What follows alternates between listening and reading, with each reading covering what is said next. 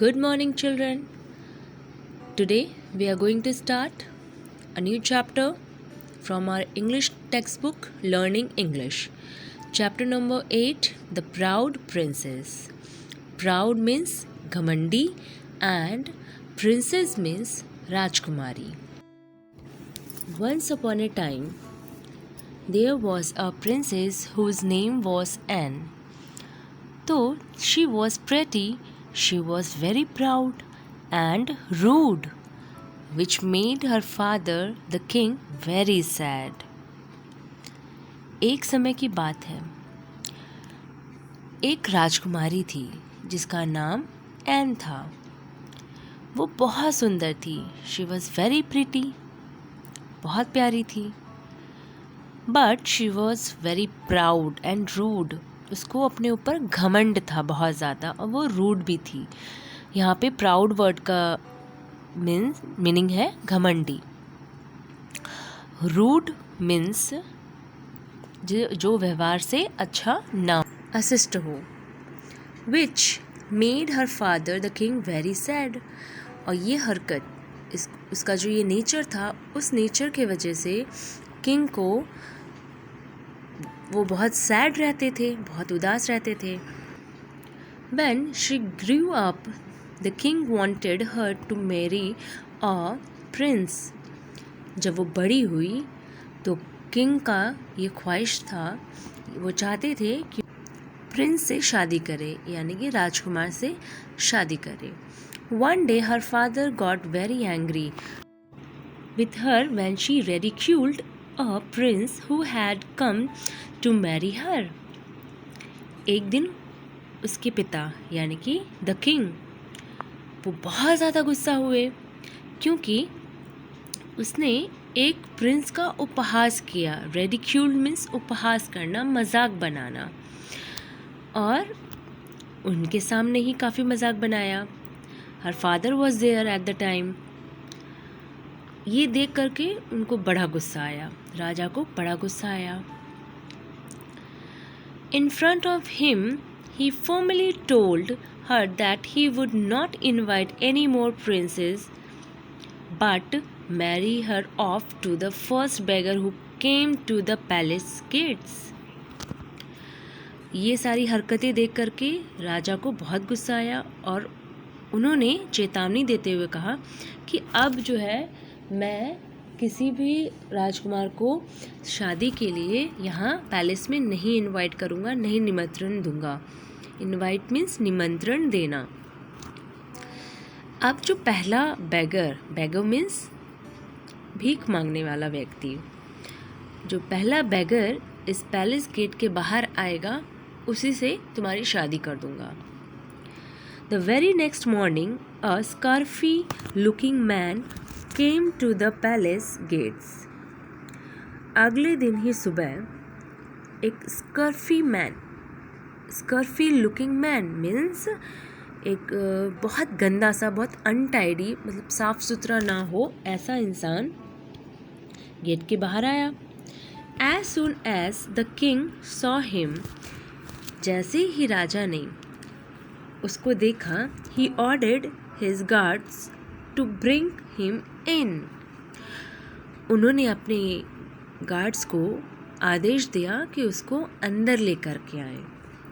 He also sent for the royal priest, and in spite of all her protests, Princess Anne and the beggar were married on the spot.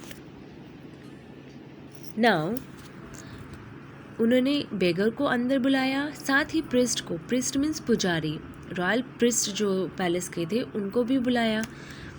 और in spite of all her protest means विरोध करना, dislike show करना, वो बहुत मना कर रही थी, लेकिन फिर भी राजा ने उसकी शादी उस बैगर के साथ करवा ही दिया। Once married, the king told his daughter to leave the palace and go and live with her husband. और राजा ने शादी होने के बाद अपनी जो प्रिंसेस थी, अपनी राजकुमारी थी, उसकी शादी करने के बाद उसने आदेश दिया अपने बेटी को कि तुम जा कर के तुम ये पैलेस छोड़ दो क्योंकि तुम्हारी अब शादी हो चुकी है।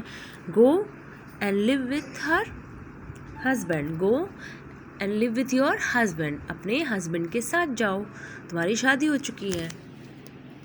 So children, the princess was very rude. That's why her father decided to marry her with a beggar, because I think she was very disobedient also. तो उसके फादर को गुस्सा आया, उन्होंने एक बैगर के साथ उसकी शादी कर दी। Now let's see what will happen. The beggar took Anne to a broken hut which was to be her home.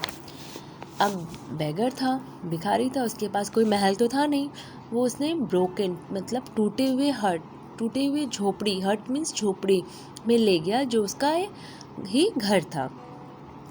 The beggar was kind, beggar जो है वो दयालु था, बट वेरी पुअर, लेकिन गरीब था। Soon the princess dress began to tear.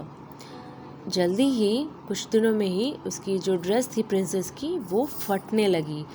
Tier, TEAR, tear means फटना। But she had to keep wearing it because she had no other, लेकिन उसको ये कपड़ा पहनना था, क्लोथ्स पहनना था, ड्रेस पहननी थी, क्योंकि उसके पास इसके अलावा कोई भी ड्रेस नहीं थी। And who had servants working for her when she was a princess, and जिसके पास servants थे, servant means नौकर चाकर, and जब वो princess थी उसके पास नौकर थे, बहुत सारे जो उसके काम होते थे वो नौकर ही किया करते थे, लेकिन अब उसके पास नौकर नहीं है तो उसको वो काम खुद ही करना होगा, जो भी काम होगा वो खुद करना होगा। And who had servants working for her when she was a princess now had to do everything herself. अब उसको सारे काम खुद ही करना है। One day the beggar brought straw for her to weave baskets, but the straw cut her hands. एक दिन bagger ने क्या किया, कुछ काम नहीं था, वो गरीब भी थे वो लोग, तो स्ट्रॉ लेके आया for her to weave baskets बनाने के लिए। कुछ पुआल टाइप की चीज़ होती है, खरपतवार टाइप की, उससे जो है उसके स्ट्रॉ से बास्केट बनाए जाते हैं। वो बास्केट के लिए वीव करने के लिए, वीव मीन्स बुनना, बास्केट बुनने के लिए वो स्ट्रॉ लेके आया। But the straw cut her hands, but उसको जब उसने उससे बनाने का कोशिश किया बास्केट, उसके हाथ कटने लगे। The beggar then got a job for her in the castle on the hill. Beggar को एक जॉब मिल गई कैसल में। वो कैसल जो है वो हिल पर था, बहुत ऊंचे पे था, कैसल मीन्स किला, वहाँ पे इसको जॉब मिल गई। The chef was pleased to have some help in the kitchen. Chef जो था, chef means head cook, chef जो था वो बहुत ज़्यादा प्लीज़ था, बहुत डिलाइटेड फील कर रहा था, उसको हेल्प करने के लिए किचन में कोई मिला। One night there was a ball in the castle. Here the ball means dance party, castle में डांस पार्टी थी। The princess hid behind the curtains to watch. Princess जो है वो छुप गई पीछे, और कर्टन मीन्स पर्दे जो सबके घरों में लगे होते हैं, खिड़कियों पे, दरवाज़ों पे। Suddenly she felt herself being pulled out by prince Alec himself. तभी उसको अचानक से ये आभास होता है कि प्रिंस एलेक जो है वो खींच करके इसको बाहर ले आते हैं, पर्दे से वो जो छुपी रहती है उसको बाहर ले आते हैं। शी बिगन टू क्राई, वो रोना स्टार्ट कर देती है। The prince told her to look at him carefully. Prince जो है उसको आदेश देता है, उसको बोलता है कि मुझे ध्यान से देखो, केयरफुली मीन्स ध्यान से देखो। And then understood that the beggar was actually Prince Alec, who had come to her palace disguised as a beggar. अब वो ध्यान से जब वो देखती है, प्रिंस ने उसे कहा कि मुझे ध्यान से देखो, बहुत अच्छे से देखो, और वो देखती है तो फिर उसको आभास होता है कि ये जो बैगर था जिससे मेरी शादी हुई है वो एक्चुअली में प्रिंस एलेक हैं, जो रूप धारण करके किसका आए थे? बैगर का, भिखारी का रूप धारण करके आए थे. She fell on her knees and ask for forgiveness. वो ये सब देख करके सुन करके बहुत ज़्यादा उसको बुरा लगता है और वो घुटनों के बल गिर करके उससे क्षमा याचना करती है, माफ़ी मांगती है. And was no longer a proud girl. अब वो एक घमंडी लड़की नहीं रह गई थी. She and prince Alec lived happily ever after. और उसके बाद जो प्रिंस एलेक थे और वो खुद दोनों एक दूसरे के साथ बहुत अच्छे से रहने लगे, खुश रहने लगे. Now let's learn some difficult words. First word is though, means हालांकि. Second word is marry, MARRY, marry means शादी. Third word is angry, ANGRY, angry means गुस्सा. RIDICULE,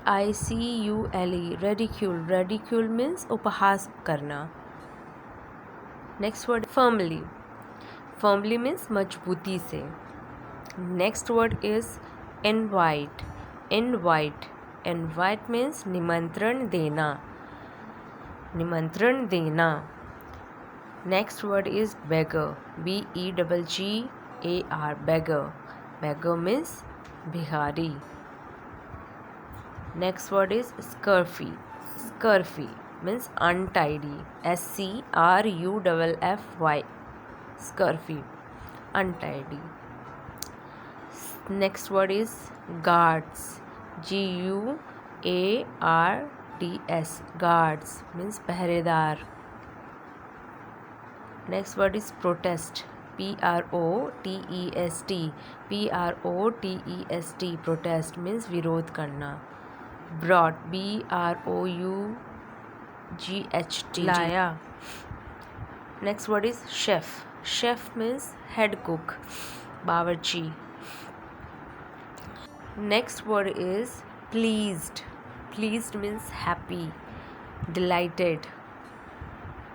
14th word is actually means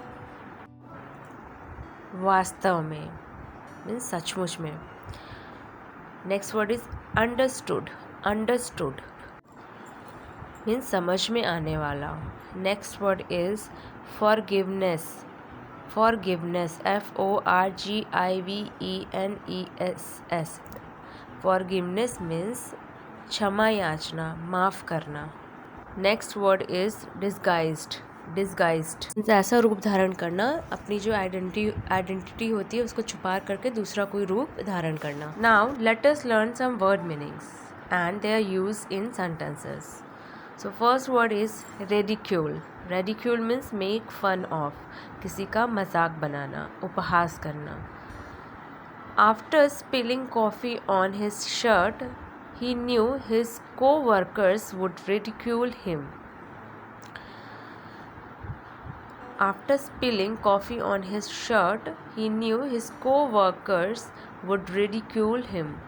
उसके ऊपर coffee गिरा देने के बाद, उसके शर्ट पे कॉफ़ी गिरा देने के बाद उसको पता था कि वर्कर्स जो है उसके साथ में काम करने वाले लोग उसका उपहास करेंगे. After spilling coffee on his shirt, he knew his co-workers would ridicule him. Scurfy means untidy looking.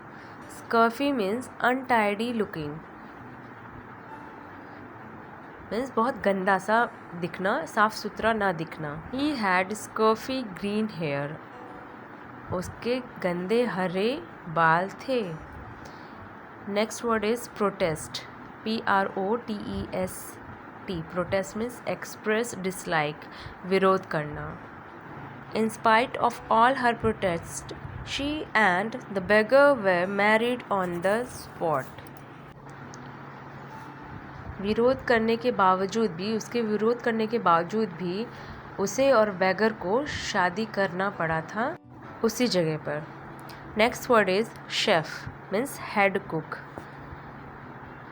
He is the head chef at the five-star restaurant. वो 5-स्टार रेस्टोरेंट में एक हेड शेफ है। Pleased, pleased means dilated, happy. I am pleased she is helping you. मुझे खुशी है कि वो तुम्हारी मदद कर रही है। Next word is actually. Actually means in reality, सचमुच में, बिल्कुल। हर eyes actually were filled with tears. उसकी आंखें सचमुच में आंसुओं से भरी थी। So children, for today this much only. I hope you have enjoyed this lesson. Now note down your homework. Your homework is you have to write 15 difficult words from your English textbook and learn all the difficult words. इस video में भी और book में भी आपके difficult words दे रखे हैं। आप बुक रीड करोगे, लेसन रीड करोगे, जो आपको डिफ़िकल्ट वर्ड समझ में आता है कि हाँ ये मेरे को याद करना चाहिए, तो आप उसको लिखोगे और याद करोगे। एटलीस्ट 15 वर्ड्स आपको लिखने हैं। Right and learn word meanings of this chapter which I have taught in this video. इस वीडियो में जो भी इस चैप्टर से रिलेटेड वर्ड मीनिंग्स हमने याद किए हैं वो आपको कॉपी में लिखना है और अच्छे से याद करना है। So children, for today this much only. Thank you. Have a nice day.